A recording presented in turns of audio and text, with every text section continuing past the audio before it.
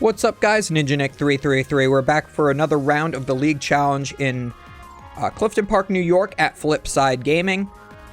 We've got my friend Chris Call on the left. He is using my personalized ability used markers that I made. I wish that I could mass produce them and sell them. But unfortunately, I had to hand make them because it is too expensive to get custom ones done like that. And my burn and poison counters as well with my Twitch emote on it. They're pretty funny. I do love those things. Looks like Chris does get a mulligan. Alan is forced to start Pumpkaboo here, I do know. I did watch this previously, but it was like a week ago, so I don't really remember exactly how it went. I don't know how Alan manages to fit all the Pokemon in his deck, but he is playing an Arceus pile. He's playing Arceus, Flying Pikachu, Aerodactyl V-Star, Vulpix V-Star, Espeon V-Max. And Chris is just on Pedro's Lost Box deck with the Radiant Charizard and the Mawile and the Pidgeot. So yeah, one's pretty streamlined and one's not. So we're going to see how this goes. Chris is setting out his prize cards and they are ready to flip it over. Alan does draw to start the game. And he draws one for the mulligan as well. So we have an Ultra Ball to start. Looks like we have a couple Lightning Energies in the hand. Not really what you want to see. You usually only want to start with one energy and preferably a double turbo, but that's more if you're going second. So he wants to get the Arceus V here so that he has the ability to Trinity Nova on his second turn with an Arceus V Star. And Chris is going to go ahead and start playing on his phone while he waits for Alan to play Solitaire for a little bit. So Alan also gets rid of a Judge, which is really important. That is super important in this matchup. So I'm not sure if you want to discard a Judge if you can avoid it. He does have one other one in his hand, along with a Boss's Orders. I think that the Boss's Orders might actually be more of something that you would want to discard here. He also already has the Pikachu V and the Pikachu V Max in hand, so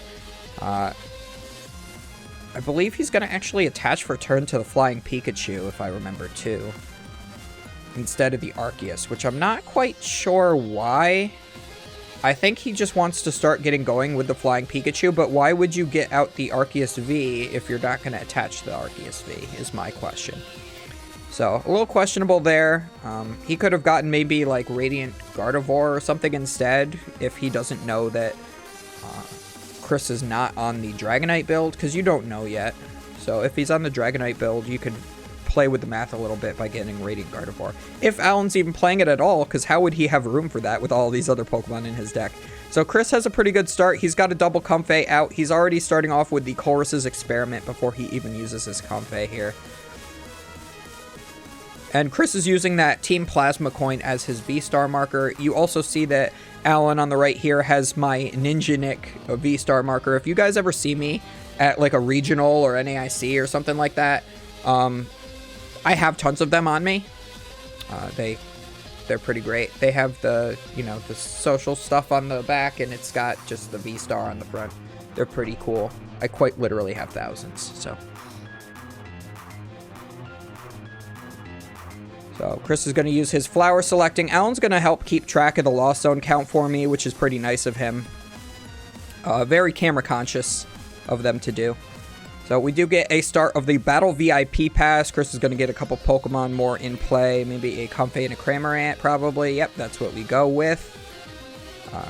Cramorant will be easily able to knock out the Pumpkaboo so long as we don't have to play Escape Rope. If we do play Escape Rope, we could still at least hit into maybe the Flying Pikachu or the Arceus V, which will not be too bad. But we do need at least one switching card in our hand. So we are going to retreat into the other Comfey. We're going to use its flower selecting.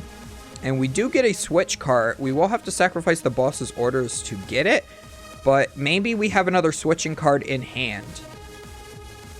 Yeah, we do. There is another switch cart there, I see. So that's fine to get rid of the switch cart there to keep the boss. Especially since you want to be able to play around this Flying Pikachu VMAX. So if you can Escape Rope and then play boss to bring it back up, that resets the effect. So for those who don't know what Flying Pikachu VMAX does, if it attacks, basic Pokemon cannot damage it during the next turn. So You escape rope to force it to the bench. Then you boss's orders it back up, and then you can hit it with a basic Pokemon. But it looks like Chris wants to play it a little slow. Maybe he wants to build up some more resources, and he's gonna just go into the Mawile and use Tempting Trap, which makes it so Pumpkaboo cannot retreat this turn. So now Alan is going to be forced to find a switch or escape rope of his own in order to attack with this Pikachu V Max this turn. Alan also needs to find a double turbo energy as well, either to attach to the Arceus V to use Trinity charge, or to attach to the Flying Pikachu V Max to just attack this turn. It looks like Alan just passes, doesn't really have any way to move this Pumpkaboo right now, so it is probably only a 1 or 2 of to have a switching card in the deck for Alan as well, so the pass there is pretty self-explanatory in all honesty. So Chris is going to Fog Crystal to get a Psychic Energy here. Looks like we're going to probably switch card into a Comfey, start doing some more flower selectings here. And we can always use that Psychic Energy to retreat back into the Mawile if we want to keep doing it that route.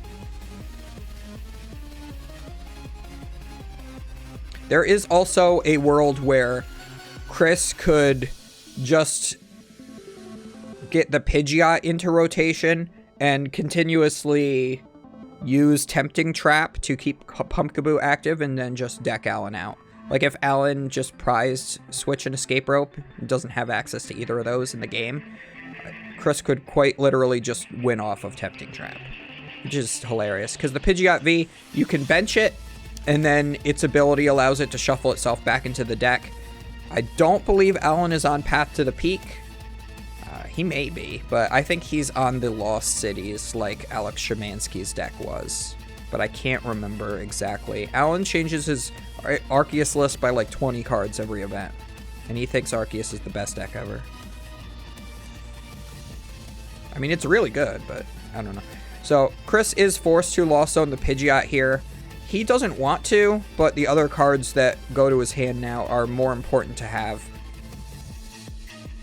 He is also considering benching the Charizard, it looks like with a Psychic Energy maybe, and then using the Beach Court to retreat, which is not a bad idea either. You could always just stack a bunch of energies up on the Charizard and threaten a attack way earlier than intended with it.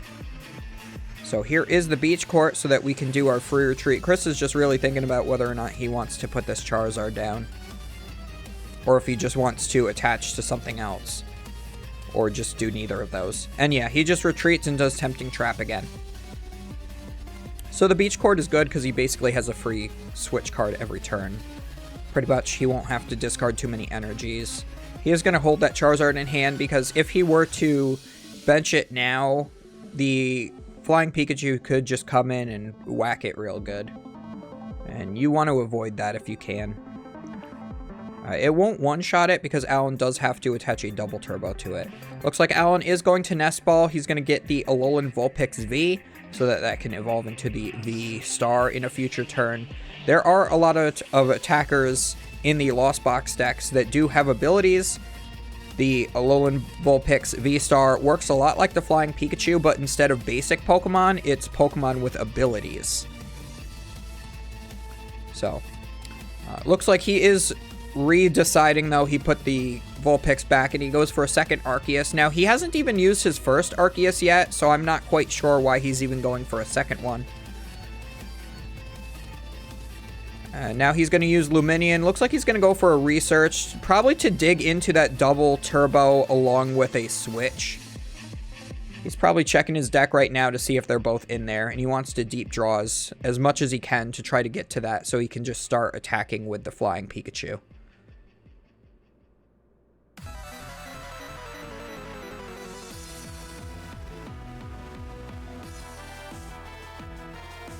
Also, it looks like he's on the Professor Ninjanik Professor Research. I do like that. Thank you, Alan, for representing the Ninjanik.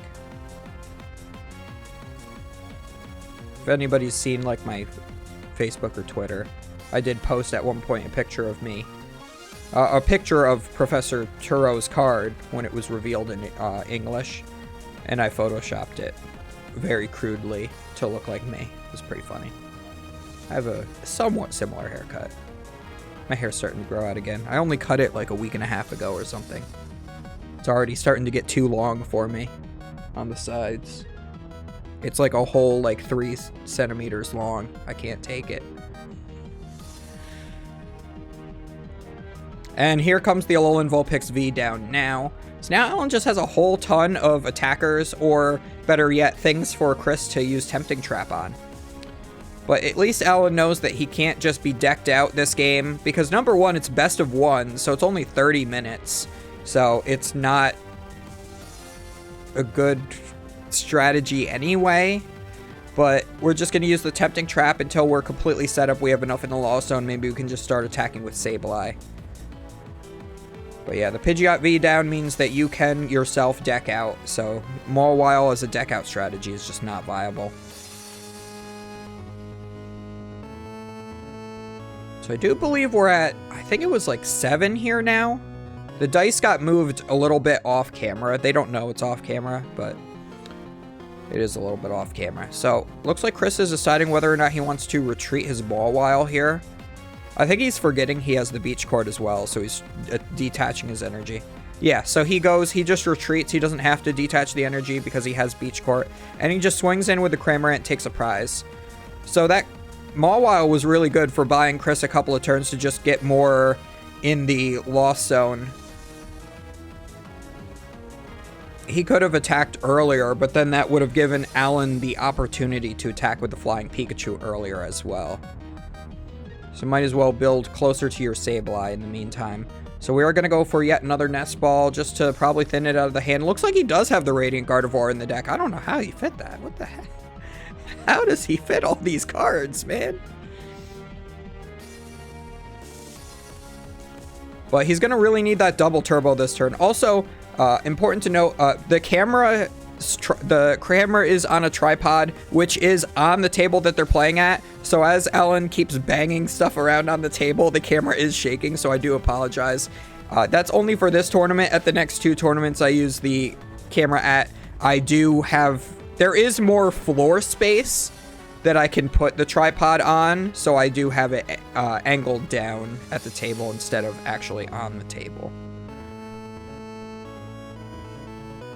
So we are going to use our V-Star power of Starbirth now, flipping over that Ninjanik V-Star marker. Oh, look at that. I'm on YouTube, Twitch, Instagram, Twitter, Facebook. I'm also on Discord and stuff. Links are in the description box below, just saying. Also, don't forget to do those things that are above my head there. Comment, like, and subscribe and all that good stuff.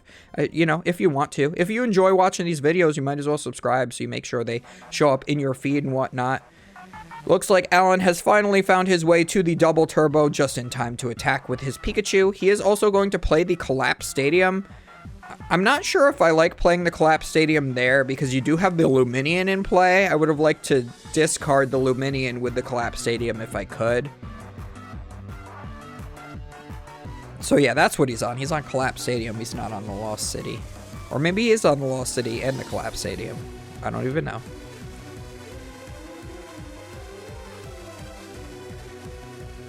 So that Flying Pikachu is going to be doing more than enough to knock out this Cramorant. Cramorant does have lightning weakness, so he's going to be hitting for like 280 this turn on that poor little 110 HP little dude. Normally, Cramorant is supposed to be able to eat Pikachus. That's how the video game does it. He usually eats them and spits them back up. But this Pikachu is just too darn big. You see how it's bigger than the airplane on the card. Absolutely ginormous. It just flattens that Cramorant. It's pretty sad. Knocks it right out of the sky. So Chris is using his flower selecting here, it looks like. And now Escape Ropes. So that is going to force the Pikachu to the bench. We did see that Chris got the boss's orders off of something earlier. Alan is going to switch into the Vulpix V-Star. The only unfortunate thing is that Alan did judge, I believe. So, or did he? Yeah, I think he judged.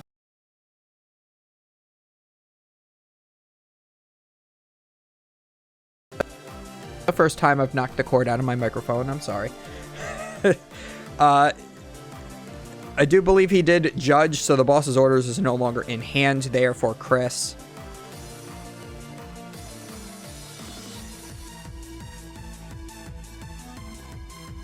So we are going to go Nest Ball for the Sableye. We should be at 10 at this point in the Lost Zone, I do believe. So we will be able... 1, 2, 3, 4, 5, 6, 7, 8, 9. Or maybe 9? 9 or 10 in there.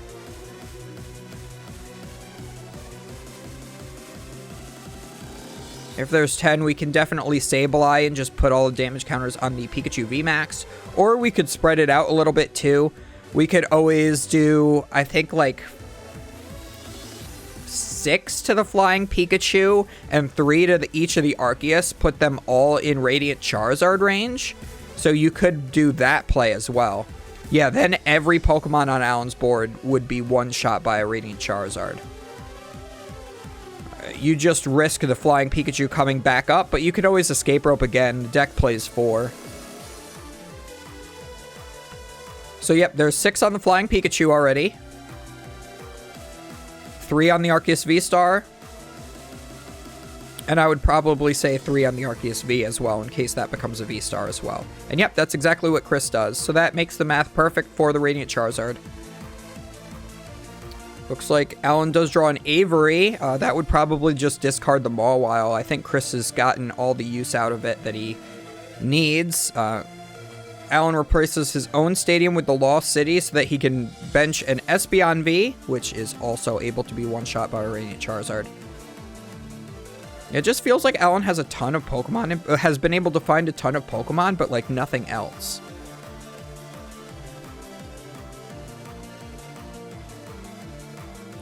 Yeah, so Chris is deciding whether or not he wants to discard the Mawile.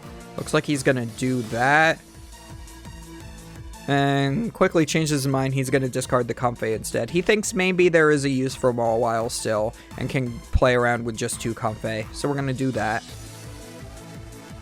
Alan draws his 3 cards. Still, now just has a hand of energy. I'm going to Pal Pad back in. Double Judge is pretty good.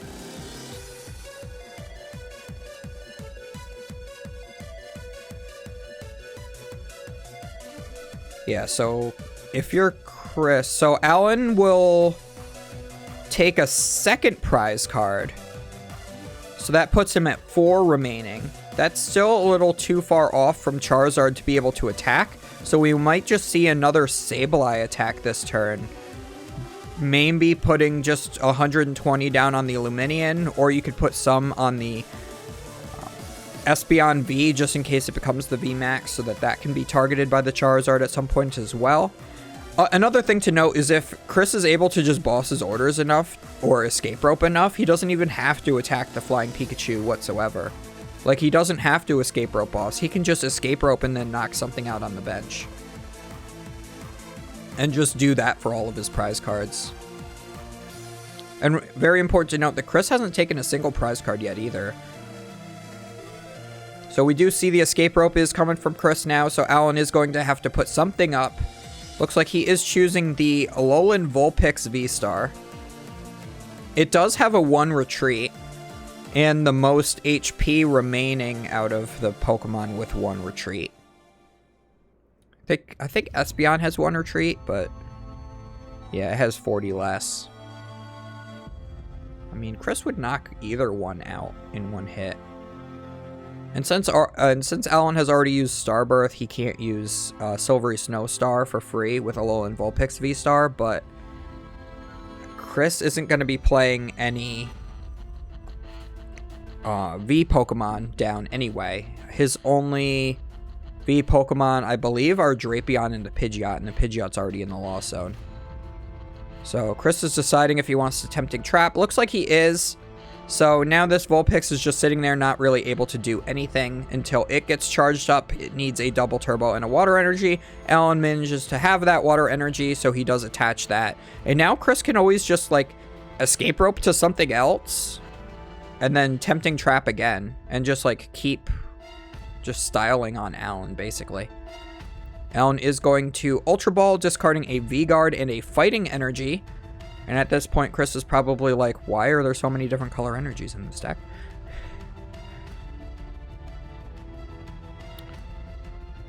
And just gets the second Arceus V-Star and passes. So yeah, this is definitely...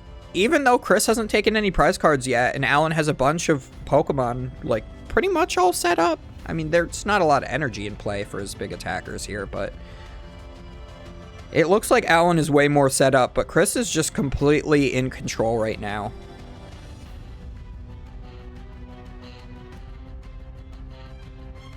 Also, Chris playing on that signature Darkrai mat that he's always playing on.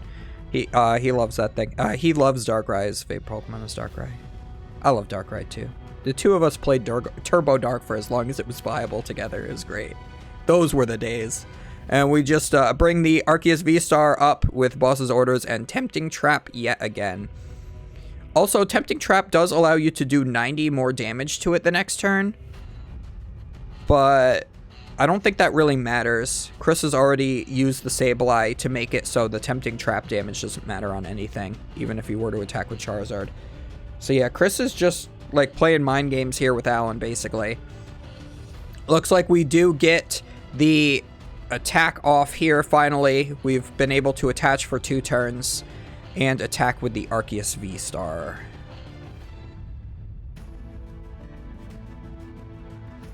We are going to search our deck for energies and fail to find. Which means there's even more Pokemon in play that Chris can always Tempting Trap. I think he has another Boss's Orders in hand too. I think I saw a Lysander art. Yeah, I did. Looks like Chris is deciding whether or not he wants to Nest Ball. I think if you Nest Ball here, you probably would just get the Charizard and attach a Psychic to it. And just hope that Alan doesn't knock it out. But even if he does, it's kind of fine.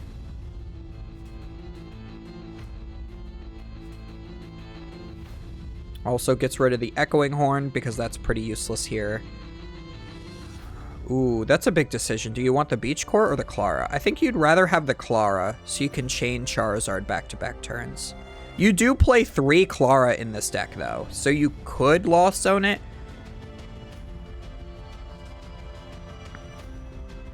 But you could also Clara for Sableye as well. So even if you're not taking knockouts with Charizard, you can still just start stacking damage counters on the bench.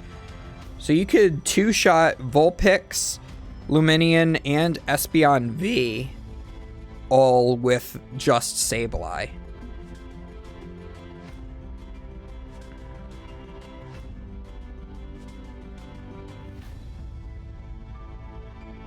This is a long decision from Chris. He's got to pick up the pace here.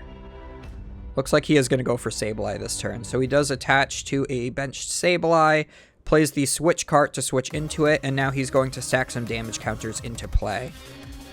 It looks like he is also counting what's in his discard pile. Maybe he's going to play the Clara now, since he hasn't played a supporter yet.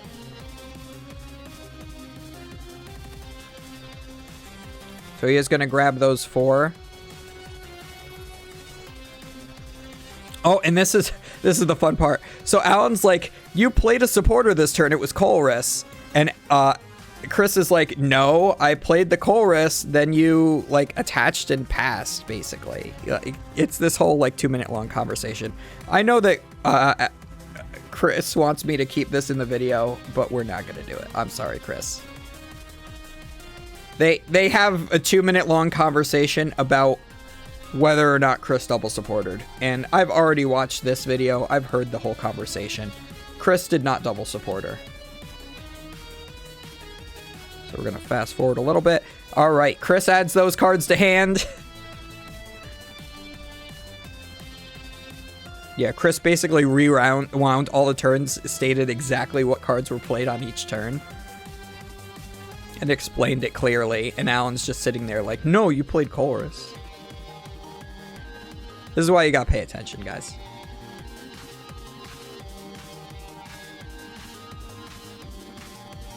And then Chris is deciding where he wants to put the damage counters with the Sableye, I believe. So it looks like he's going to stack them all onto the flying Pikachu. I'm not against that because as long as you can remove it with a... Let's see. So we're at 180. So we need another 110 on the flying Pikachu to fully knock it out. So yeah, I do like the damage there instead, because you could... I was thinking about putting it on the Lubinian, but it does work better there. Then you could take 3 prize cards off of 1 more Sableye attack. And remove the Flying Pikachu from being a thing. Alan attaches the golden leafy camel poncho that he got from me in a trade to his Flying Pikachu, so it cannot be bossed up. But that's not going to matter if you're just getting hit by a Sableye, and especially if you're going to put it active anyway. So it's actually safest in the active spot. Alan takes his 3rd prize card, and Chris is still at 6 prize cards remaining. But all that Chris needs to do now is Sableye again, and he can knock out the Pikachu. But looks like he's going to Nest Ball for the Radiant Charizard now. We're going to attach a Fire Energy. He could boss his orders something else up and knock it out, and just wait for a better turn to Sableye. He did also play the Clara what feels like a turn early, but since he is bossing this turn, it's fine. Because you could have saved the Clara for a turn where you can recycle the Sableye and not just the Psychic Energy. But this is just as good, because now Alan has taken 3 prize cards, or 4 prize cards? Did I miscount? Yeah, okay, so Alan's taken 4 prize cards, actually. So he's at 2 remaining. So now that the Radiant Charizard can attack, Chris is just going in. He's taking a couple prize cards. Alan's going to Sharon's Care one of the Arceus back to hand. It's not really going to matter, though, because there still is damage on the other Arceus, so that you can boss it up with a Zard. Do it again. So double turbo to that Arceus. We have a Psychic Energy in hand. Yeah, how does Alan fit all of those colors of energy? Looks like Alan was going to play the Judge. He decides against it and takes the knockout on the Charizard. I do believe the Charizard actually does live. It has 160. So it should have lived, but Alan just scoops right after that anyway, because he knows that there is no way out from that. So yeah, even if... So the Charizard should have lived, and Chris would just play Escape Rope and take another knockout with Charizard that turn anyway, is how that's supposed to go. But that's the game.